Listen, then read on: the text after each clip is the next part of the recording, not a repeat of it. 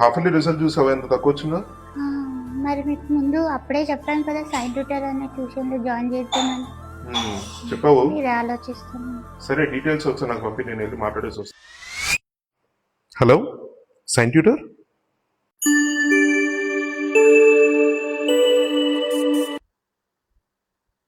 Hello sir, మధ్యాహ్నం call చేసింది మీరే కదా? అవును సార్, మా అబ్బాయి 7th grade CBSE sir. Last సమ్మర్లో మీ బూట్ క్యాంప్ ప్రోగ్రామ్ గురించి విన్నాను సార్. బట్ సమ్మర్ హాలిడేస్ అని చెప్పి నెగ్లెక్ట్ చేశా ఆ టైంలో. క్వార్టర్లీ ఎగ్జామ్ రిజల్ట్స్ అప్పుడు కూడా వద్దాం అనుకున్నా, బట్ బిజీ స్కెడ్యూల్ వల్ల రాలేకపోయా. మార్క్స్ చాలా తక్కువ వస్తున్నాయి సార్ మా వాడికి. మొన్న హాఫ్ ఇయర్లీ రిజల్ట్స్ అయితే చాలా దారుణం సార్, జస్ట్ పాస్ చేయడం అంతే. సో మీరు సొల్యూషన్ ఏమన్నా ఆఫర్ చేయగలుగుతారని చెప్పి మీ దగ్గరకు వచ్చాను. తప్పకుండా సార్. ఈ ప్రాబ్లం తోటి మా దగ్గర చాలామంది పేరెంట్సే వచ్చారు సార్. ఇది జనరల్గా పేరెంట్స్ ఫేస్ చేసే ప్రాబ్లమే. దీనికి సొల్యూషన్ కూడా మన దగ్గర ఉంది సార్. మనం 2 టైప్స్ ఆఫ్ ట్రైనింగ్ యాక్టివిటీస్ నడుపుతాం సార్ ఇక్కడ.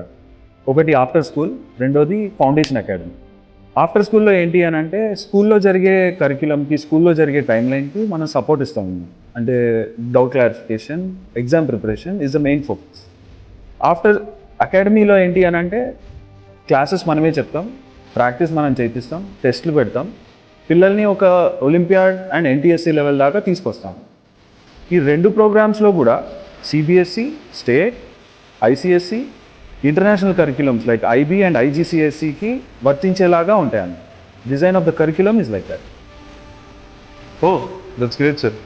బట్ నా ఒక 2 క్వశ్చన్స్ సార్. ఇప్పుడు ఫీ స్ట్రక్చర్ ఎలా ఉంటుంది సార్ మన దగ్గర?